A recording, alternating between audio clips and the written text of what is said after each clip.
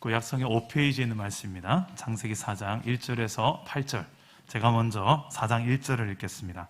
아담이 그의 아내 하와와 동침하매 하와가 임신하여 가인을 낳고 이르되 내가 여호와로 말미암아 등남하였다 하니라.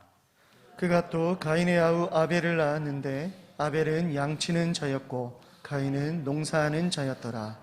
세월이 지난 후에 가인은 땅의 소산으로 제물을 삼아 여호와께 드렸고 아벨은 자기도 양의 첫 새끼와 그 기름으로 드렸더니 여호와께서 아벨과 그의 제물은 받으셨으나 가인과 그의 제물은 받지 아니하신지라. 가인이 몹시 분하여 안색이 변하니 여호와께서 가인에게 이르시되 내가 분하여 함은 어찌 됨이며 안색이 변함은 어찌 됨이냐. 네가 선을 행하면 어찌 낯을 들지 못하겠느냐. 선을 행하지 아니하면 죄가 문에 엎드려 있느니라. 죄가 너를 원하나 너는 죄를 다스릴지니라. 가인이 그의 아우 아벨에게 말하고 그들이 들에 있을 때에 가인이 그의 아우 아벨을 쳐 죽이니라. 아멘. 오늘도 말씀으로 찾아오시는 주님 만나기를 축복합니다. 우리 사랑담은 교회 성도 중에 지금 이렇게 보니까 제일 멀리서 여기까지 또 예배하러 오신 분이 누굴까? 저기 칠곡에서 오신 분이 제일 멀리서 오신가요? 그죠? 그리고 또 한 번씩 경주에서도 오십니다. 지금 경주에서 오신 우리 성도님은 지금 온라인으로 예배하는 것 같아요. 오셨어요? 오셨구나. 네, 제가 못 찾겠는데. 또 우리 또 팔공산에서 오시는 분도 있고 지금 멀리서 여기까지 오셨어요. 그리고 또 직장의 상황, 또 여러 가정의 상황들, 또 몸 컨디션 때문에 또 온라인으로 예배하고 계신 분들도 계시죠. 제가 예전에 아프리카의 한 예배자의 사진을 보고 감동을 받은 적이 있습니다. 여인의 사진이었는데 애를 들쳐업고 보자기로 이렇게 들쳐업고 머리에는 소쿠리를 이렇게 치고 이렇게 걸어가는 모습의 한 여인이었어요. 근데 그가 걸어가는 길이 예배하러 가는 길이었습니다. 수십 킬로, 아주 한 3-4시간을 걸어가야 되는 그곳까지 음식을 싸들고 애를 들쳐업고 예배하러 걸어가는 아프리카의 한 여인의 사진을 보고 이 여인에게 있어서 예배는 뭘까 고민을 해본 적이 있었습니다. 얼마 전에 우리 새가족 수료식에 한 집사님이 간증을 하기를 본인은 사랑담은 교회에 등록하게 된 이유 중에 하나가 성령께서 이렇게 감동을 주는데 사랑담은 교회 예배당을 예배자로서 내가 채워야 되겠다라는 이 부르심이 있었다라고 간증을 한 기억이 납니다. 이 예배가 뭘까? 예배가 도대체 뭐길래 어떤 이에게 있어서는 그렇게 많은 불편함을 무릅쓰고 또 많은 시간과 많은 또 노력, 노동을 또 요구하는 우리가 그런 어떤 애를 써가면서까지 이 예배를 사수하려고 하는 것일까? 저는 22살에 군생활 중에 하나님을 인격적으로 체험하고 좀 변화된 인생을 살기 시작했습니다. 180도 바뀐 인생을 살기 시작했어요. 더 이상 내가 주인 아닌 하나님이 주인의 인생을 살기 시작했는데 제 삶에 가장 먼저 변화되어진 특징 중에 한 가지가 있다면 예배하는 자세가 바뀌더라고요. 하나님을 인격적으로 체험하고 나니까 예배 시간이 실제로 하나님이 살아계심이 믿어지고 그분 앞에서 내가 하는 말 한마디 한마디 이게 다 하나님 앞에서 하는 거구나라는 것이 몸으로 실천되는 것이 믿어지니까 아무 말이나 함부로 기도할 수가 없게 되더라고요. 그래서 선교단체에서 제가 오래 있었는데 선교단체에서 한 대표가 갑작스레 저보고 우리 대표 기도를 시킬 때가 있었어요. 그러면 저는 준비된 기도문을 가지고 기도하는 게 맞죠. 근데 선교단체는 그런 게 별로 없습니다. 가면 그냥 즉흥적으로 한자가 오늘 근준 형제가 한번 기도했으면 좋겠어요. 마무리 기도. 얼마나 버벅대면서 한마디 한마디 하는데 그런데 지금도 저는 기억이 나요. 그 한마디 한마디의 기도가 예배였다고. 버벅대고 문장은 좀 이렇게 그럴싸하게 다 깔끔하지 못해도 하나님 앞에 제가 참 예배자로 선다는 게 뭔지를 그렇게 배워갔어요. 그리고 죄에 대해서도 참 민감하기 시작했습니다. 조그마한 죄 하나에도 민감해져요. 왜냐하면 예배가 단지 예배 시간의 예배가 아니라 내 삶 전체에 하나님께서는 다 나를 예배자로 보고 계신다는 게 믿어졌기 때문에 그래요. 그래서 제 삶에 예배가 바뀌기 시작했습니다. 정말 하나님을 실제로 경험하고 만나고 나니까 제 삶의 가장 큰 기쁨이, 가장 큰 감격이 예배였다라는 생각이 들어요. 왜냐하면 하나님을 만나는 그 시간이었기 때문에 그렇습니다. 지금 우리가 살고 있는 이 시대는, 이 코로나 시대는 예배의 혼돈기라고도 할 수 있겠습니다. 예전 코로나 이전 시대의 주일 예배는 당연히 그냥 교회에서 드리는 게 당연했죠. 그러나 지금 여러 교회가 코로나로 인하여서 문을 닫은 교회도 있고, 인터넷 예배만으로만 예배하는 교회도 있고, 또 인터넷 예배와 또 현장 예배를 같이 우리 교회처럼 하고 있는 교회도 많습니다. 어떤 분들은 TV를 통해서, 스마트폰을 통해서, 컴퓨터를 통해서 예배하며 이런 고민을 할 때도 있어요. 이렇게 예배해도 되나? 그래서 신학적인 고민, 또 신앙적인 갈등까지도 할 때가 있지 않습니까? 이제 여기로부터 좀 자유할 수 있도록 또 수많은 이 땅의 목사님들, 신학자들이 온라인 예배도 그 가운데서 하나님 임재를 체험할 수 있다는 이야기를 우리가 많이 하고, 그리고 온라인 예배도 함께 예배하고 있습니다. 그럼에도 불구하고 솔직히 우리의 마음속에 완전히 다 해결되었다라고 보기에는 뭔가 온라인 예배를 하면서도 내가 그래도 저기 가야 되는 거 아닌가 하는 여러 가지 우리의 마음속에 고민과 갈등들도 있는 것은 사실입니다. 이제 이 나라에 코로나 바이러스가 들어온 지 약 2년이 넘어가는 것 같아요. 이제 마스크 없이 예배하는 것이 더 어색한 시대가 되어버렸습니다. 대면 예배와 온라인 예배로 나누어 예배하는 것이 자연스러운 시대를 살고 있어요. 이런 시대 속에 우리의 가장 큰 고민 중에 하나, 우리 신앙의 가장 큰 고민 중에 하나, 하나님은 어떤 예배를 원하실까? 하나님은 어떤 예배자를 찾고 계실까? 하나님은 천지를 창조하실 때 혼돈과 공허, 깊은 어둠을 깨고 빛이 있으라 하며 창조하신 것처럼, 이런 예배의 혼돈기 속에서도 하나님께서 빛이 있으라 말씀하시듯이 오늘 말씀 가운데 밝히 보여주는 은혜가 있기를 주님 이름으로 축복합니다. 오늘 말씀에는 두 가지 예배가 나옵니다. 하나는 가인의 예배, 하나는 아벨의 예배. 너무 선명하게 대조를 이루고 있어요. 하나님은 가인의 예배는 기쁘게 받으셨습니다. 이 받았다라는 말은 어떻게 받았다라는 건지 성경 기록되지 않았지만 구약적 정서에 따르면 마치 엘리야가 이렇게 제단을 쌓고 하나님 앞에 기도하고 예배를 드릴 때 하나님께서 불로 응답하신 것처럼 아마도 불로 응답하지 않았을까 예상을 합니다. 이런 가인의 예배는 받으신 흔적을 보이셨고요. 아벨의 예배는 가인의 예배는 받지 않으시고 아벨의 예배는 받으셨어요. 왜일까? 누구의 예배는 받고 누구의 예배는 받지 않을까? 도대체 어떤 예배를 드렸는지, 왜 하나님께는 받으시고 받지 않았는지 오늘 말씀 속에서 한번 살펴보도록 하겠습니다.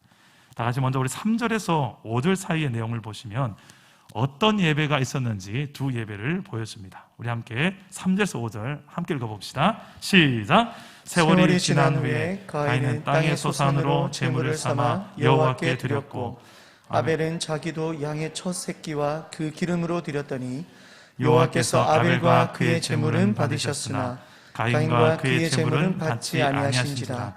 가인이 몹시 분하여 안색이 변하니 아담과 하와의 첫째 아들 가인, 그는 농부였습니다.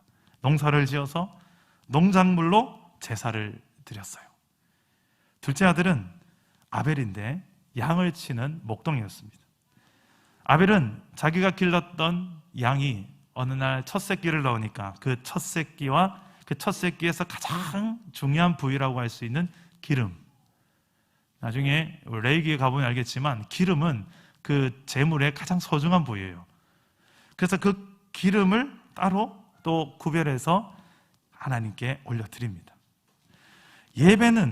예배의 제물은 이렇게 좀 차이가 있는데 말씀해 보니 둘 다 똑같이 예배의 대상은 하나님이었어요. 결과가 어떻게 되었을까요? 동생 아벨의 예배는 받았지만 가인의 예배는 받지 않으십니다. 원인이 뭘까?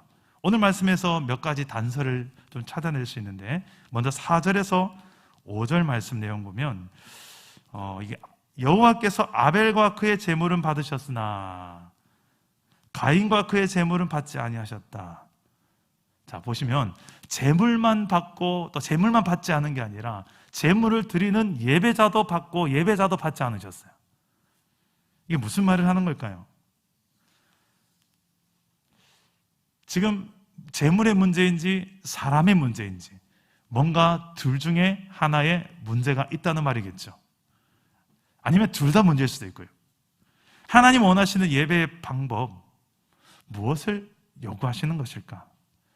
오늘 본문에서 찾을 수는 없지만 좀 더 구체적인 대답을 신약 성경의 히브리서에서는 이렇게 이야기합니다. 히브리서 11장 4절 말씀 우리 다 같이 한번 읽어봅시다. 시작. 믿음으로 아벨은 가인보다 더 나은 제사를 하나님께 드림으로 의로운 자라 하시는 증거를 얻었으니. 자, 하나님이 예, 좋습니다. 믿음으로 아벨은 가인보다 더 나은 제사를 드렸다. 믿음의 유무입니다. 하나님 찾으시는 예배자, 하나님은 믿음의 예배자를 찾으십니다. 다 같이 따라해 봅시다. 믿음의 예배자가 됩시다. 자, 하나님은 눈에 보이는 재물이 아니라 보이지 않는 그 사람의 믿음에 관심이 있습니다. 물론 그 믿음이 재물을 통해서 드러나게도 돼 있죠. 그러나 이 재물이 어떤 양이 많고 적음의 문제가 아닙니다. 아벨이 믿었다는 것은 하나님으로부터 전해진 말씀이 있었음을 전제합니다. 그러니까 그 말씀을 믿고 하나님께 그대로 순종함으로 예배를 드렸다는 말입니다. 마치 선악과를 먹지 말라고 아담과 하와에게 말씀하신 것, 그 말씀이 있었던 것처럼 하나님은 가인과 아벨에게도 아담을 통해서 전해졌겠죠. 가인과 아벨에게도 제사에 관한 어떻게 예배해라, 어떻게 제사해라 하는 것을 말씀하셨을 것입니다. 그리고 그 말씀을 믿고 순종한 자가 바로 아벨. 그러나 그 말씀대로 살지 않고 예배하지 않았던 자가 가인이었어요. 이것은 하나님을 믿지 않는다는 증거입니다. 히브리서 11장 4절 상반절만 다시 보면 믿음으로 아벨은 가인보다 더 나은 제사를 하나님께 드림으로 의로운 자라 하시는 증거를 얻었다. 자, 믿음으로 예배 드린 아벨은 하나님께서 의로운 자라고 인정하셨어요. 의로운 자, 의인이다. 믿음으로 말미암아 의롭다함을 칭함을 받는다는 이 신학의 교리가, 신약 성경의 교리가 구약에도 이렇게 등장해요. 그 믿음이 바로 이 아벨에게 있었다라고 이야기하고 있습니다. 아벨을 향한 무죄, 아벨 너는 이제 무죄다라고 선언해 주는 것과 같습니다. 로마서 5장 12절 말씀을 보면 모든 인류가 아담 이후에는 다 죄 아래 놓이게 되었음을 말씀하는데요. 우리 한번 이 말씀 읽어봅시다. 시작. 그러므로 한 사람으로 말미암아 죄가 세상에 들어오고 죄로 말미암아 사망이 들어왔나니 이와 같이 모든 사람이 죄를 지었으므로 사망이 모든 사람에게 이르렀느니라. 자, 첫사람 아담이 불순종함으로 반역의 범죄, 내가 하나님 되려고 피조물이 창조주의 자리에 가보려고 청지지가 주인이 되려고 했던 이 반역이, 그 불순종의 죄가 아담과 하와로 끝이 아니었어요. 그가 시작이었고 그로 인하여서 세상에 들어오는 출입구의 역할을 아담과 하와가 한 거였더라고 성경은 이야기하고 있다는 것입니다.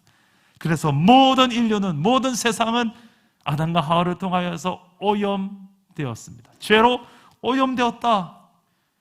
하나님 원래 오염된 세상을 창조하신 게 아니라 오히려 혼돈과 공허와 진흙 같은 어두움 속에 빛으로 질서를 창조하시고 아름다운 하나님의 나라를 창조하셨으나 그것을 잘 경영하고 다스려야 될 인간에게, 이 청지기 같은 인간에게 그 사명을 주셨으나 사명을 감당하기는커녕 내가 그 하나님이 되려고 교만해서 올라가려 했던 그 아담과 하와가 온 인류를 죄로 물들이는 오염하는 원인자가 되었다라고 성경은 이야기하고 있는 거예요. 하나님의 대안은 무엇이었을까요? 바로 제사였습니다. 이 제사를 아담과 하와에게 어떻게 제사하라라고 성경은 지금 기록한 내용이 없습니다만 그 뒤에 제사하는 내용들을 보면, 하나님께 예배한 내용을 보면 어떤 내용을 가르치셨겠구나라는 것을 짐작할 수 있고요. 또한 모세를 통하여서 모세오경에 기록되어진 하나님께서 원하시는 예배, 제사에 대해서 보면 이런 내용들이 이미 아담과 하와를 통해서도 교육이 되었겠구나라는 것을 우리는 짐작할 수가 있습니다. 그 내용이 어떤 내용입니까? 하나님께서는 제사를 왜 허락하셨는가? 죄인된 인간이 죄 없는 하나님을 만날 수 있도록 하기 위해서 하나님은 제사를 허락하신 거예요. 죄인이 죄를 가지고서 죄 없는 거룩한 하나님을 만날 수가 없거든요. 그 즉시 즉사예요. 하나님의 거룩하심의 선상이 될 수밖에 없는 이 상황은 이루어질 수가 없기 때문에. 그러나 하나님은 그 기적과 같은 일을 제사를 통하여서 허락하시고 허용하셨습니다. 어떻게 해요? 그 죄 문제만 해결할 수 있다면, 그 죄 문제를 해결하는 방식으로 하나님께 주신 대안은 대속 제물을 죽이는 거예요. 내 죄를 대신해서 죄 없는 흠 없는 제물이 대신 죽어주는 거예요. 그래서 구약 시대에 흠 없는 제물들이 죄인인 예배자들을 위해서 얼마나 많이 죽었는지 모릅니다. 그 많은 제물들이 죽어가는 역사 속에 이제 지금으로부터 약 2022년 전 이 땅에 하나님의 아들 예수 그리스도께서 오셔서 친히 제물이 되어주셨습니다. 십자가에서 온 인류의 죄를 위해서 친히 그 십자가에서 제물이 되어주셨습니다. 왜냐하면 그 피 흘림 없이는 죄 사함이 없기 때문에. 히브리서 9장 22절에 보면 피 흘림이 없은즉 사함이 없느니라. 누군가는 죽어야 돼요. 죄의 결과가 사망인데, 심판인데 그 심판을 대신 당해야만 이 죄가 사함을 받기 때문에. 그냥 죄 없는 걸로 치자, 그냥 이게 아니라니까요. 우리의 구원이 그냥 하나님께 죄 없다 치자 해서 그냥 이루어진 게 아니라, 하나님께서는 이 죄를 누군가가 죄값을 치러야만 된다라고 생각하시고, 그게 하나님의 공의와 하나님의 거룩하심에 합당한 방법이었기 때문입니다. 우리는 이제 예수님의 그 피로 말미암아 하나님 앞에 나아갈 수 있게 되었습니다. 히브리서 10장 19절 말씀에 이렇게 이야기합니다. 우리 함께 읽어봅시다. 시작. 그러므로 형제들아, 우리가 예수의 피를 힘입어 성소에 들어갈 담력을 얻었나니. 자, 믿음으로 의롭다 함을 얻은 이 아벨이 죽어요. 그 죽는 죽음이 장차 오실 메시아 예수 그리스도가 십자가에서 죽는 것을 미리 보기라도 하듯이 좋은 예표가 되어줍니다. 그래서 히브리서 11장 4절 후반절에 보면 이렇게 이야기합니다. 그가, 여기서 말하는 그는 아벨입니다. 아벨이 죽었으나 그 믿음으로서 지금도 말하느니라. 여러분 지금 어떻게 예배하고 계십니까? 어떤 믿음으로 예배하고 계십니까? 아벨처럼 하나님을 믿는 믿음으로 예배하고 있습니까? 하나님께서 하나님의 방법으로 그 말씀에 의지하여 순종함으로 예배하고 있습니까? 나를 위해 대신 죽어주신 예수님을 의지하는 믿음으로 예배하고 있습니까? 하나님이 이곳에 살아계심을 믿는 믿음으로 예배하고 있습니까? 하나님을 하나님으로 인정하며 그에 합당한 반응으로 내가 적극적으로 예배하고 있습니까? 하나님이 찾으시는 그 참된 믿음의 예배자가 저와 여러분 될 수 있기를 주 예수 이름으로 축복합니다. 한 가지가 더 있는데 이 부분이 또 중요해요. 우리는 여기까지는 다 너무 잘 알아요, 대부분이. 그런데 하나는 오늘 말씀에 어떻게 보면 실패한 예배자라고 할 수 있는 가인을 통해서 발견할 수 있는 하나님께서 원하시는 예배가 있습니다. 자, 따라서 해봅시다. 죄를 다스리는 예배자. 자, 하나님은 가인에게 죄를 다스리라고 이야기하십니다. 가인은 자신의 예배가 받아들여지지 않으니까 동생 아우의 예배는 받으시고 내 예배는 받지 않으니 이 체면이 뭐가 됩니까? 화가 나서 얼굴을 못 들고 팍 쏘그리고 그냥 기분이 완전히 상해 있습니다. 하나님은 그런 가인을 향해 이렇게 이야기합니다. 6절과 7절 말씀 한번 읽어봅시다. 시작. 여호와께서 가인에게 이르시되 네가 분하여 함은 어찌 됨이며 안색이 변함은 어찌 됨이냐. 네가 선을 행하면 어찌 낯을 들지 못하겠느냐. 선을 행하지 아니하면 죄가 문에 엎드려 있느니라. 죄가 너를 원하나 너는 죄를 다스릴지니라. 자, 가인은 지금 화가 났어요. 예배 드리다 말고 화가 났어요. 그것도 아주 심각하게 화가 났습니다. 얼굴을 차마 들지 못하고 머리를 숙이고 있어요. 누구에게 화가 났을까요? 1번 하나님, 2번 동생 아벨. 누구에게 화가 났을까요? 아니면 스스로에게? 다 화가 났을 것 같아요. 하나님께도 왜 내 예배는 안 받습니까? 그리고 아벨과 아마 가인이 함께 이 예배 전에 어떤 이야기를 나눴을까? 참 저도 묵상을 하다가 생각을 해봐요. 분명 가인이 형이니까 이렇게 너도 같이 나랑 같은 걸 예배하면 안 되겠냐라고 이야기했을지도 몰라요. 그런데 아벨은 하나님께서 원하는 방식대로 그대로 예배했습니다. 하나님께서 원하시는 삶으로 선을 행하며 또한 살았습니다. 가인은 그러나 그렇게 살지 않았습니다. 그래서 7절 말씀 보면 네가 선을 행하면 어찌 낯을 들지 못하겠느냐, 선을 행하지 아니하면 죄가 문에 엎드려 있느니라. 지금 가인을 향하여서 그의 행위가 지금 선이 아니라는 것을 하나님께 지적하고 있습니다. 자, 그런데 이 가인은 지금 분노로 가득 차서 하나님께 묻습니다. 그리고 하나님은 또 이렇게 가인에게도 이야기를 해요. 어찌 네가 화를 내냐고. 네가 잘못해서 그런 건데 어찌 네가 나한테 화를 내냐고. 그러면서 말씀합니다. 제가 항상 너를 원하고 있다. 너를 노리고 있다. 너는 죄를 다스려라고. 가인이 하나님의 경고를 들었을 때 잘못을 인정하고 만약에 회개했더라면 얼마나 좋았을까. 하나님, 제가 잘못했습니다. 다음번 제사 때는 진짜 하나님이 지시하신 방법대로 순종하며 또한 예배드리고 내 삶을 그렇게 살겠습니다. 이번만 용서해 주기 원합니다. 이렇게 회개했더라면 얼마나 좋았을까. 그러나 가인은 하나님의 지시와 경고를 무시해버립니다. 그리고 가인은 8절에 넥스트 스텝을 걷습니다. 다음 걸음을 걸어요. 아벨을 들로 데려가서 쳐 죽입니다. 우리 8절 말씀을 다 같이 한번 읽어봅시다. 8절 시작. 가인이 그의 아우 아벨에게 말하고 그들이 들에 있을 때 가인이 그의 아우 아벨을 쳐 죽이니라. 최초의 살인사건, 그것은 형이 동생을 쳐 죽이는 사건이었습니다.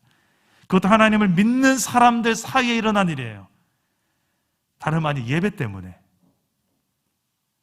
성도와 성도가, 형제가 서로 죽이는 거예요. 그리고 하나님의 반응 때문에 죽입니다. 알고 보면 정작 문제가 어디에 있어요? 하나님께 있습니까? 아벨에게 있습니까? 가인에게 있습니까? 가인에게 있죠. 근데 지금 가인은 억울해요. 어떻게 내 예배를 안 받을 수 있습니까? 하나님께. 지금 차별하는 겁니까? 그 거절당한 그 거절감, 비교의식 당한 등한 느낌 들고, 그리고 아벨에 대해서도 지금 너 때문에 내가 어떻게 보면 이렇게 받지 않았을지도 모른다라 생각을 했을지도 몰라요. 그래서 옆 사람 탓, 하나님 탓, 환경 탓 하며 회개하지 않는 결국이 무엇입니까? 더 심각한 죄로 나아갑니다. 우리의 삶에 회개할 기회가 주어졌는데 회개하지 않으면 거기서 끝이 아니에요. 항상 죄는 더 발전합니다. 더 넥스트 스텝, 더 강력한 죄로 우리를 끌고 갑니다. 그렇게 죄가 우리를 원하고 있고 노리고 있고, 그래서 죄를 다스리라고 하는 거예요. 다스리지 않으면 네가 죄에 밟히고, 다스리지 않으면 죄가 너를 다스리니까. 그래서 죄를 다스리라고 하나님은 말씀하고 있는 것입니다. 자, 그래서 하나님은 가인에게 이렇게 묻습니다. 마치 아담이 범죄했을 때 물었던 것처럼 9절 말씀해 보니 네 아우 아벨이 어디 있느냐? 자, 이게 몰라서 묻는 질문일까요? 알면서도 묻는 질문일까요? 아시죠? 알면서도 묻습니다. 왜 묻습니까? 아담이 범죄했을 때도 아담아 네가 어디 있느냐? 하나님 몰라서 묻는 걸까요? 알면서 묻는 걸까요? 왜 물을까요? 그렇죠. 그 죄를 내가 다 안다는 거예요. 회개라는 거죠. 근데 가인은 지금 뻔뻔하고 무리하게 대답합니다. 거짓말합니다. 뭐라고 합니까? 내가 알지 못하나이다. 내가 아우를 지키는 자입니까? 하나님은 가인이 솔직히 죄를 자백하고 회개하기를 원했을 거예요. 그래서 기회를 주시는 이 질문을 계속 하고 계신 거예요. 아빠 아담에게도 그랬고 지금 아들 가인에게도 똑같이. 근데 뻔뻔하고 무리한 거짓말 계속 반복하고 있어요. 오늘날에도 이 무시무시한 죄가 세상 속에서만 일어나는 게 아닌 것 같습니다. 교회 안에서도, 예배 현장 속에서도 일어나요. 성도와 성도 사이에, 목회자와 성도 사이에서도 일어나요. 근데 칼로 죽이는 건 아니에요. 주로 말로 죽입니다. 말로. 저는 한편으로는 이 마스크를 하나님께서 왜 씌우셨을까 생각해 보니까 요 말 좀 조심하라고. 요 주디 요거 가지고 얼마나 많은 영혼들을 죽이는지 몰라요. 저도 이렇게 목회를 올해 이제 한 30, 제가 어릴 때부터 쭉 아버지의 목회 이어서 지금 목회를 하다 보니까 교회 대부분 시험 들고 대부분 무너지고 대부분 서로 죽이려고 이갈고 하는 핵심의 근원 보니까 요거 관리 못해서 요거 다스리지 못해서 생긴 문제가 거의 99.9%더라고요. 정말 사실은 아닌데 오해가 엄청 많고요. 그놈의 카드라 방송, 내가 이렇게 강조하는데도 그 카드라 방송을 그렇게 잘 믿어요. 좀 사실 확인도 안 해보고 당사자한테 좀 확인도 해보시고 하면 좋은데 전혀 아닌데 사실 알아보면. 그래서 소설을 얼마나 잘 쓰시는지 몰라요. 그 하나하나 해결해주고 해명해주면 아무것도 문제될 게 없어요. 그 죄를 우리가 잘 다스리고 내 그 죄의 도구가 된 내 입술을 또 잘 다스릴 수 있기를 축복합니다. 죄를 잘 다스리는 방법이 뭘까? 구체적으로 야고보서 4장 7절과 8절 말씀에 이렇게 이야기합니다. 우리 함께 다 같이 읽어봅시다. 시작. 그런즉 너희는 하나님께 복종할지어다. 마귀를 대적하라. 그리하면 너희를 피하리라. 하나님을 가까이 하라. 그리하면 너희를 가까이 하시리라. 죄를 다스리려면 이걸 기억하세요. 하나님께 순종함으로 가까이 하는 거. 또 하나는 마귀를 적극적으로 대적하는 거. 이 두 개가 같이 가요. 자, 이 싸움은 딱 이 싸움입니다. 마귀의 말에 복종할 것인가, 하나님의 말씀에 복종할 것인가, 이 싸움이에요. 아담도 이 싸움에서 졌고요. 가인도 이 싸움에서 졌어요. 마귀는 창세기 3장부터 계속해서 요한계시록까지 끊임없이 지금 우리가 사는 시대에도 동일하게 그놈이 역사하고 있어요. 끊임없이 하나님만 말씀하는 게 아니라 마귀도 끊임없이 우리 옆에서 말해요. 속삭여요. 근데 우리가 참 누구의 말을 더 많이 듣고 더 많이 영향을 받느냐, 내 몸뚱아리를, 내 귀를, 내 마음을 어디에 영향력 아래에 더 많이 두느냐, 이 싸움이에요. 하나님의 말씀 아래에 내 귀가 더 기울이고 묵상하고 취하러 묵상하고 이것이 즐거워지고, 그런 인생은 마귀가 계속 뭘 쇠를 뻗어, 이거는 그 사람이 이미 면역력이, 말씀의 면역력이 다 갖춰져 있으니까 웬만한 그 바이러스 같은 그 악한 영의 공격이 있어도 버텨냅니다. 분별합니다. 그런데 이게 없으니까, 하나님 진리의 말씀으로 오늘 내 안에 충만하게 채우는 과정이 없으니까 진짜 그런가? 선악과 먹으면 진짜 하나님처럼 될까? 가인도 뭐 어때? 이거면 어때? 내 마음대로, 하나님의 뜻과 상관없는 내 방식대로. 여러분들은 지금 어떻게, 어느 말에, 누구 말에 더 많은 영향력을 받는 삶을 살고 계십니까? 내 삶의 24시간, 아니 일주일의 시간표를 딱 꺼내놓으면 알아요. 내가 얼마나 말씀에 가까이 하는 삶을 살고 있는가. 그걸 보면 알아요. 오늘 말씀에도 어처구니 없게 가인은 하나님 말씀 순종하지 않고 자신을 유혹하는 마귀의 말에 복종한 결과를 우리는 보고 있는 것입니다. 하나님 말씀에 순종하지 않으면 곧 하나님의 주권에 대한 반역이고요, 내가 주인이고 결국 내가 왕이라는 것을 말하고 있는 거예요. 그것을 잘 부추기는 놈이 바로 이 마귀입니다. 선악과를 먹으면 네가 하나님처럼 될 거야. 그래서 하나님이 못 먹게 한 거야. 너도 하나님 되어봐야지. 너도 한번 왕노릇 해봐야지. 오늘날에도 사단은 세상의 여러 가지 매력적인 선악과로 우리를 유혹합니다. 하나님 말씀에 순종하지 않고 유혹에 순종하도록, 네 몸의 본능에 맡겨라고 유혹에 순종하라고 유혹합니다. 보암직하고 먹음직스럽고 나를 하나님처럼 지혜롭게 할 만큼 탐스러운 세상의 것들로 내 마음을 야금 빼앗아갑니다. 그런 죄의 유혹으로부터 나를 지키고 내 마음을 다스리려면 하나님의 말씀을 마귀의 말보다 더 많이 내 마음속에 채우는 이 과정. 그래서 우리 사랑남은 교회에 연초부터 뭐 했습니까? 우리가 그죠? 큐티 세미나 얼마나 좋았어요. 혹시 안 보신 분들, 안 들어보신 분들은 우리 홈페이지에 오면 그대로 자료 남아 있으니까 꼭 한번 보세요. 왜 말씀을 가까이 하는 게 복인지, 그게 얼마나 큰 또 축복이고 기쁨인지를 잘 알 수가 있습니다. 자, 여러분들은 이 코로나 시대 속에 지금 마귀는 끊임없이 예배를 노리고 있어요. 예배를 노리기에 딱 좋은 시대입니다. 왜? 이렇게 여러 가지 예배 혼동기 속에 우리가 또 정확하게 또 방향을 잡지 못하고 있는 성도들이 많기 때문에 그래요.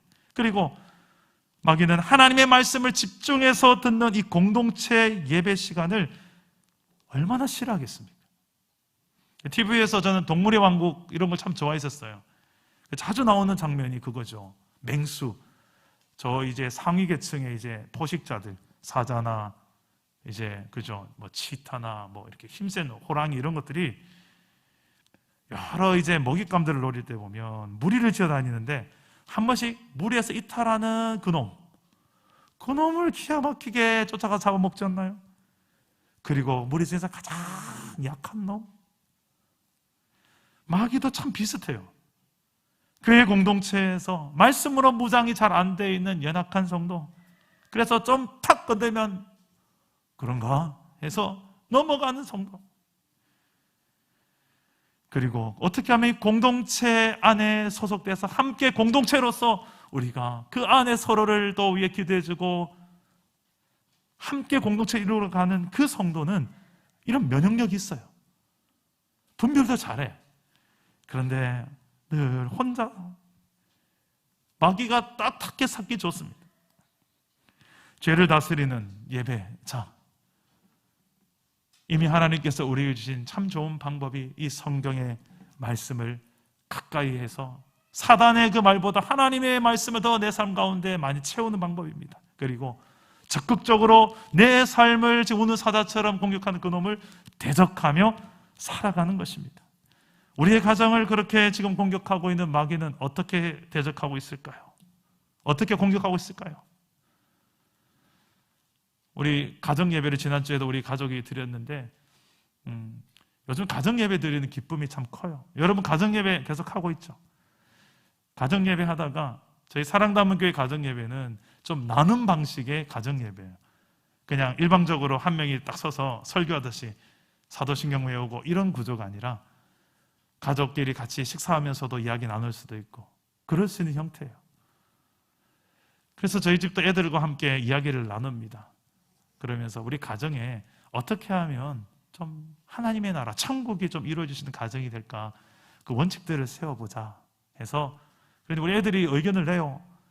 이걸 우리의 가정의 목표를 삼으시다 했던 말이, 말씀을 딱 이야기하는데 항상 기뻐하라, 쉬지 말고 쉬지 말고 기도하라, 범사에 감사하라, 우리 이걸로 하자고 의견을 내는 거예요.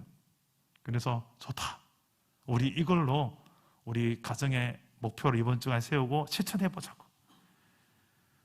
뭔가 하나님의 말씀이 우리의 가정 안에 더 많은 영향력을 가질 수 있도록 그런 구조를 만드는 거, 그게 가정 예배잖아요. 여러분 가정이 날마다 막 치고받고 싸우고 이게 안 좋은 분위기만 계속된다면 지금 뭐 아래에 있습니까? 뭐에 더 영향력을 많이 받고 있는 것 같아요? 여러분 상처와 결핍과 내 삶의 모든 문제 속에서 우울하고 불행하고 이 모든 것들이 결국은 어떻게 보면 사단이 우리의 마음을 자꾸 지배하려고 여러분 선포하십시오. 그 가운데서도 마귀를 대적할 수 있기를 축복합니다. 그리고 하나님 말씀을 선포하세요. 그 말씀이 내 삶과 우리의 가정을 온전히 덮고 영향력을 미칠 수 있도록, 그게 우리가 살 길인 줄 믿으시길 바랍니다. 하나님 회개의 기회를 주시며 가인에게 이렇게 이야기합니다. 7절에서 죄가 문에 엎드려 있느니라. 죄가 너를 원하나 너는 죄를 다스릴지니라. 그러나 가인은 회개하지 않고 죄를 방치해 두고요, 죄가 나를 덮치고 또 뱀처럼 노려보고 있는데도 그냥 방치해 두고 다스리지 않습니다. 그 다음에 더 심각한 죄로 발전한 게 바로 8절이에요. 우리 8절 다 같이 읽어봅시다. 시작. 가인이 그의 아우 아벨에게 말하고 그들이 들에 있을 때에 가인이 그의 아우 아벨을 쳐 죽이니라. 하나님은 오늘 말씀을 통해서 저와 여러분이 우리의 삶에 혹시라도 죄가 있다면, 죄가 있을 수 있죠. 연약한 우리의 육신을 가지고 살아가니까 그 죄가 더 심각한 죄로 발전하지 않기를 원하고 계심을 믿으시길 바랍니다. 그것은, 그 방법은 돌이키는 거예요. 회개하는 거예요. 혹시라도 지난 한 주간 동안 내가 다스리지 못해서 알면서도 저지른 죄, 그리고 실수로 저지른 죄가 떠오르는 게 있다면 오늘 회개할 수 있는 기회로 삼으시기를 바랍니다. 내 입술을 다스리지 못한, 그래서 지은 죄, 내 마음을 다스리지 못해서 흔들린 죄, 그냥 하지 말라는 것 한 죄도 죄지만 하라고 한 거를 계속 미루고 안 한 죄, 어떻게 보면 오늘 말씀이 그런 말씀이에요. 아담은, 하와는 먹지 말라는 걸 먹은 죄지만 가인은 분명히 이렇게 제사하라고 했는데 그대로 하지 않은 죄가 있어요. 하나님의 뜻을 거역한, 하나님의 뜻대로 순종하지 않은 죄가 있어요. 하지 말라고 한 것을 한 죄, 하라고 한 것을 안 한 죄, 이 모든 죄가 혹시 내 삶에 깨달아진다면 전심으로 회개하는 시간 되기를 바랍니다. 회개의 기회를 우리 붙잡읍시다. 그게 우리 가정이 살고 내가 살고 내 주변의 사람을 살게 하는 길입니다. 제가 오늘 찬양을 하나 여러분들에게 소개하는데, 이 찬양이 여러분들에게 이미 익숙할 거예요. 왜냐하면 지난 금요 성령 집회 때 우리 찬양 인도자가 소개한 곡이기 때문에 그렇습니다. 참 가끔씩 이럴 때가 있어요. 저도 찬양 사역을 오래 했던 사람이거든요. 근데 찬양 콘티를 준비했는데 목사님하고, 설교를 하시는 목사님과 제가 상의도 안 했는데 목사님의 설교 내용과 콘티 내용이 거의 똑같을 때가 있어요. 어쩜 이렇게. 그 가운데 저는 성령이 역사하심을 여러 번 체험했습니다. 이젠 저는 또 말씀 사역을 너무 많이 감당하고 있는데, 말씀 사역을 감당하면서 우리 찬양 사역을 담당해 주신 우리 간사님들, 지사님들이 콘티를 이렇게 한번 조중에 올려요. 보면 제가 감동을 받을 때가 종종 있어요. 그 한 곡 한 곡이 있는데 오늘이 딱 그 곡이에요. 믿음이 없이는 기쁘시게 하지 못하나니. 이 말씀으로 만들어진 찬양인데 이 가사 내용이 오늘 말씀에 딱 맞는 가사입니다. 주님, 제 마음이 너무 둔해서 주님을 볼 수 없습니다. 이 땅에 속하여 이 땅만 보다가 주님 손을 놓쳤습니다. 나는 나그네로 왔는데 왜 주저앉게 되었나? 나는 청지기인데 언제부터 내 삶의 주인이 되어버렸나? 믿음이 없이는 기쁘시게 못하나니 고된 수고도 다 헛될 뿐이라. 믿음이 없어서 무너진 삶의 모든 자리에 다시 주님을 기다립니다. 말씀을 읽겠습니다. 하나님은 오늘도 우리를, 저와 여러분을 만나고 싶어 하시는 하나님이십니다. 하나님은 하나님을 닮은 유일한 존재, 하나님 형상을 가진 유일한 존재로 인간을 창조하신 이유가 그 인격적인 하나님을 닮은 인격적인 우리가 인격적으로 하나님과 만나 교제하기를 원하셨던 거예요. 그 예배, 오늘 그 예배가, 오늘 우리가 드린 예배가 하나님이 원하시는 그 예배라는 거예요. 근데 문제는 우리가 하나님이 원하시는 예배를 우리도 그렇게 예배하느냐는 거예요. 여러분, 하나님은 우리에게 요구하신 예배는 믿음의 예배입니다. 눈에 보이지 않지만 이곳에 하나님 살아계신다는 것을 실제로 인정하는 그 힘이 믿음이에요. 여러분들의 말과 여러분 행위와 이 모든 게 하나님이 내 앞에 살아계신 하나님을 인정할 수 있는 그 믿음을 하나님은 지금 요구하고 있다는 것입니다. 이 자리만이 아니라 오늘 예배당을 벗어나 내 삶의 전 영역이 믿음으로 하나님께 예배하는 예배자 될 수 있기를 축복합니다. 나아가서 그 믿음의 장애물, 하나님께 나아간 예배의 장애물 되는 죄를 다스릴 수 있기를 축복합니다. 그 죄가 내 안에 깨달아지거든 빨리 그것을 해결해야 돼요. 빨리 그걸 다스려야 돼요. 그러지 않으면 더 심각한 죄로 사람을 죽이기까지 나아가는 그 죄로 발전하기 전에 좋은 말로 할 때 회개하시기 바랍니다. 오늘 그런 회개의 기회로 우리 하나님 앞에 나아갈 수 있는 복된 예배자 저와 여러분 되시기를 축복합니다. 우리 함께 찬양하고 기도합시다. 믿음이 없이는 기쁘시게 하지 못하나니. 우리 함께 찬양하고 기도합시다.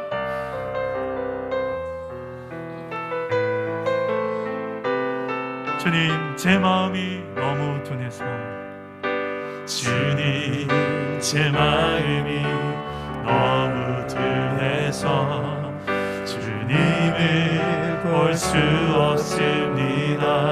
이 땅에 속하여, 이 땅에 속하여 이 땅만 보다가 주님 손을 놓쳤습니다. 나는 나 그대로 왔는데 왜 주저앉게 되었나. 나는 정직인데 언제부터 내 삶의 주인이 되어버렸나.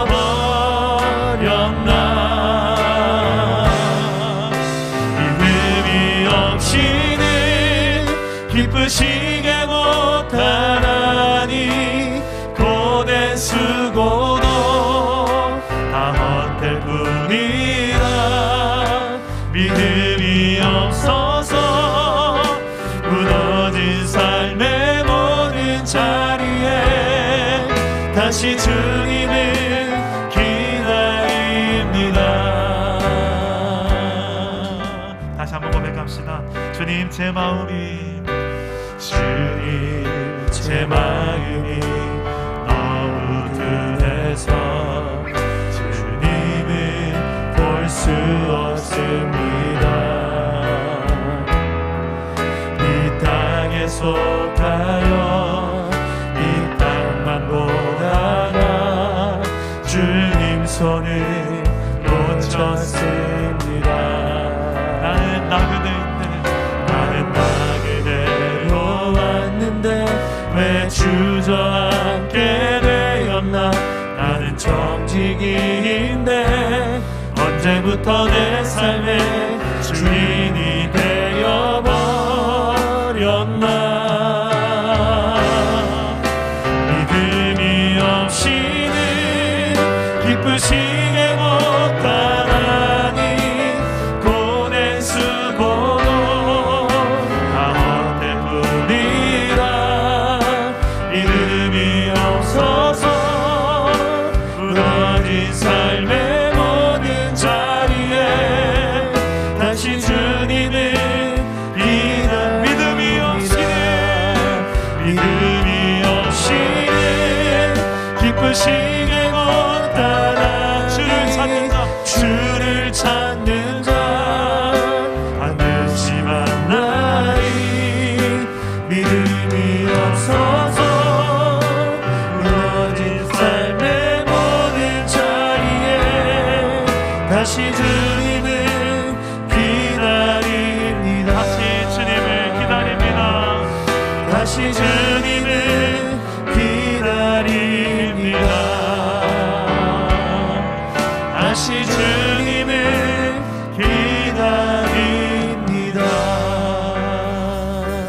기도합시다. 오늘 말씀을 붙들고 한번 기도합시다.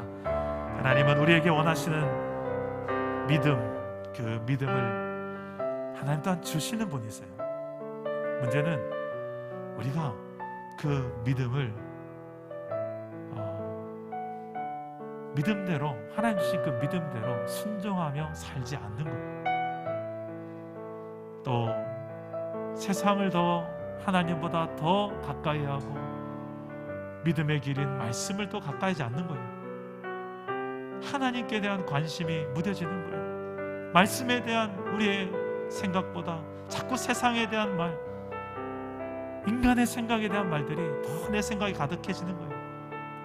오늘 하나님께서 내게 주신 혹시 이 믿음, 그 믿음이 너무 내 삶에 가만히 둔해졌고 믿음이 없는 삶과 같이 살아가고 있는 내 모습이 있다면 다시 한번 우리가 회개하고 주님께로 가까이 갑시다.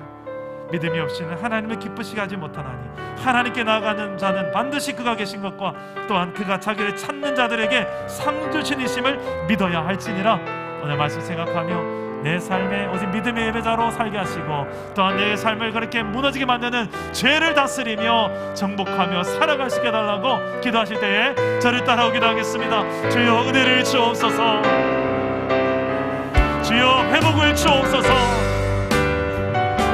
주여 다스려 주옵소서. 기도합니다. 아버지 하나님, 우리의 삶에 무너진 것들 주님 앞에 아뢰입니다. 주님이 다스려 주옵소서. 주님이 통치하여 주옵소서. 우리의 힘으로 할 수 없는 것들을 주님께서 하시오니 주의 그 권능으로 다스려 주시고 주님의 그 크신 팔로 지니 안아 주십시오. 주의 백성들, 주의 자녀들이 오늘 자리에 모였습니다. 또 온라인으로 예배합니다. 예배하는 모든 예배자들이 참 믿음으로 하나님을 예배하며 바라보게 하시고 오직 믿음으로 하나님의 살아계심을 보게 하시고 우리의 영적인 감각이 무뎌지지 않도록 하나님을 보지 못하는, 하나님을 인정하지 못하는 우리의 삶의 영역들, 모든 죄의 다스림을 받는 영역들이 회복되게 하시고 회개하게 하시고 다시 하나님의 그 다스림 안에서 말씀의 통치 안에서 하나님의 말씀을 따르는 삶으로 우리가 살아낼 수 있도록 성령이여 도와주옵소서. 그 말씀의 지배와 통치를 받는 삶, 우리의 삶을 능히 승리케 하실 줄 믿습니다. 하나님 아버지 붙잡아 주셔서 2022년도 벌써 수일이 지났는데 아버지여 남겨진 이 한 해를 더 말씀으로 충만한 삶으로 살게 하시고 죄로부터 멀어지며 모든 마귀를 대적하는 삶으로 하나님을 가까이 하는 삶으로 우리가 살아갈 수 있도록 성령이여 도와주시고 이끌어 주십시오. 특히 내 말씀 사역을 담당하는 우리 모든 교사들과 또 하나님 아버지의 셀리더들 또 우리 교육자들이 하나님의 말씀을 두렵고 떨리는 마음으로 잘 준비하게 하시고 아버지 하나님 이 말씀 사명을 정말 충성되게 잘 감당할 수 있도록 허탄한 아버지 악한 마음들에 우리의 마음을 빼앗기지 않도록 교회 공동체를 더 하나 되게 만들 수 있도록 성령이여 도와주시옵소서. 우리 한 번 더 기도합시다. 저는 우리 사랑담은교회 공동체 목회를 지금 2년 5개월째 하는데 가장 많은 영적 공격을 느끼는 게 뭐냐면 먼 곳이 아니더라 가까운 곳에서. 여러분, 사단이 가장 많이 노리는 존재는 말씀을 가지고 가르치는 자들이에요. 교회 안에서 교사, 또 셀리더, 또 교역자 제일 공격을 많이 받고요. 심지어는 이 안에서도 많은 어려움이 있을 수 있어요. 그런데 문제는 이 말씀 사역자들이 하나님 말씀으로 잘 채우지 못하고 가인처럼 아담처럼 아담과 하와처럼 사단의 음성에 노출되어지고 그 생각을 따라서 행동하고 말하고. 우리 말씀 사역자들을 놓고 한번 기도합시다. 그리고 또한 우리 공동체가 다른 리더십이 아니라 말씀의 리더십으로 세워지는 공동체가 되게 하여 주옵소서. 하나님의 통치와 다스림이 말씀을 통하여 우리 공동체가 모두가 인정하고 그 아래 복종하며 다스림받는 그것이 우리가 영적 면역력을 키우는 거예요. 하나님, 어떤 마귀, 어떤 악한 사단, 신천지, 이단 우리 공동체 온다 할지라도 두려워하지 않을 수 있는 이유는 우리가 그만한 면역력을 기르는 거예요. 진리로, 말씀으로 하나님, 우리가 그렇게 세워지시도록 사랑담은 교회 공동체가 2022년도 한 해에도 강건한 말씀 공동체로 세워지게 하여 주옵소서. 우리 주님 한번 잡고 기도하겠습니다. 주님 찾습니다. 주여! 하나님 아버지, 우리 공동체를 지켜주십시오. 하나님의 나라를 침범하지 않도록 주여 주님이 다스려 주시옵소서. 성령으로 다스려 주시옵소서. 주님의 뜻이 우리 공동체가 이루어지기를 소망합니다. 아버지 하나님, 힘과 지혜를 주십시오. 분별력을 주십시오.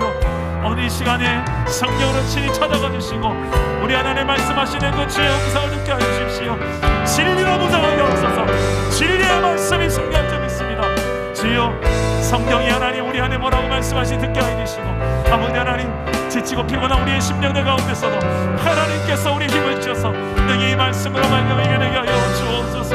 나를 살게 하는 주의 말씀, 우리 가정을 살게 하는 주의 복의 말씀이 오늘 하루도 이 한 주도 아버지요 우리를 살게 하여 주십시오. 우리 공동체를 지탱하여 주십시오. 주여, 이 말씀의 우선순위가 무너지지 않도록 이 종들에게 모든 말씀해 주시고 한 사람 한 사람이 그런 마음으로 하는 이 한 주간에 승리하시도록 성령이여 도와주시고 이끌어 주십시오. 부족한 이들을 역사해 주시고 하나님이 도와주십시오. 살아계신 하나님, 연약한 저희들입니다. 마음은 원이로되 일상에 늘 쫓기는 삶을 살다 보니 하나님도 잊고 말씀도 저 뒤로 뒷전에 미루고 살아갈 때가 너무 많습니다.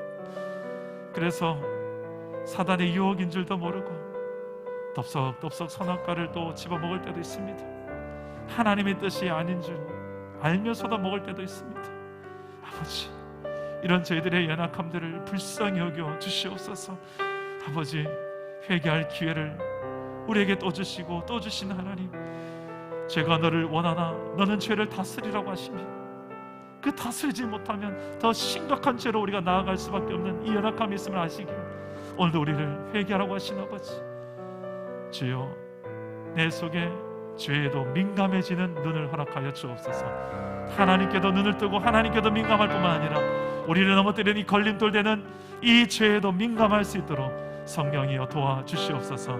이 한 주간 정말 하나님 원하시는 참 믿음의 예배자요, 그리고 죄를 다스리는 예배자로 살아서 하나님의 기쁨이 되는 예배자, 하나님이 찾으시는 예배자로서 이 한 주간 승리할 수 있도록 이끌어 주시옵소서. 예수님의 이름으로 기도드립니다. 아멘.